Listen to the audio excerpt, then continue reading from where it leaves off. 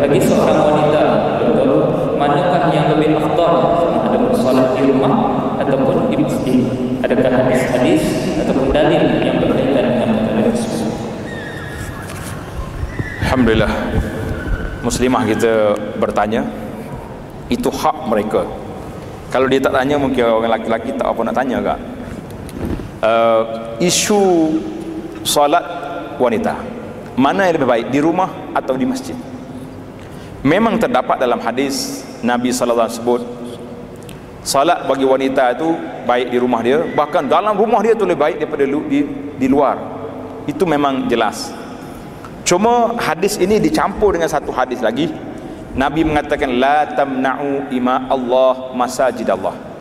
Jangan kamu larang hamba-hamba perempuan Allah Ta'ala ini daripada menghadiri rumah-rumah Allah. Maka di sinilah para ulama bahas, kalau kita salat seorang di rumah, kita hanya dapat pahala satu. Salat berjamaah di masjid akan dapat pahala berjamaah 27 ataupun 25, setengah riwayat kata 27 lah yang paling masyhur kalau dapat penuh. Dan salatul jamaah dia mempunyai kelebihan yang lain lagi selain daripada itu, iaitulah kelebihannya Allah SWT beri kepada kita boleh berjumpa dengan para jamaah muslimin. Ada lagi majlis-majlis ilmu yang dapat kita hadiri bersama. Mungkin dengan bacaan imam yang mendatangkan khusyuk kepada kita yang tidak terkejar-kejar, maka kita mengatakan orang yang punya kemampuan untuk ke masjid, maka dia hadirlah diri ke masjid, kerana banyak kelebihan-kelebihan yang telah disebut. Dan sebut sebagaimana Allah telah sebut dalam Quran tadi, innama ya'muru masajidallah man amana billah.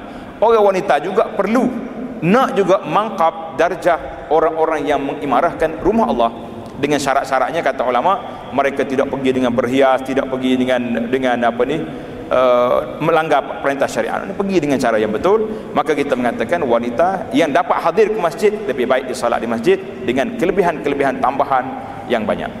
Tapi apa hikmah? Kenapa Nabi sebut wanita terbaik di rumah? Kerana mereka ada masyakkah yang begitu banyak. Kadang-kadang anaknya kecil.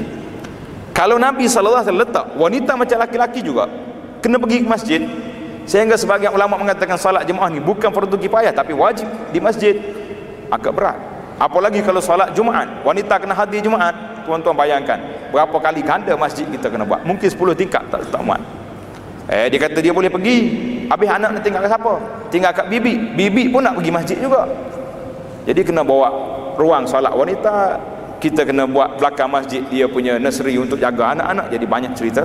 Alhamdulillah Allah Ta'ala beri kepada kita innad dina yusrun, agama itu mudah, tetapi kelebihan itu ada.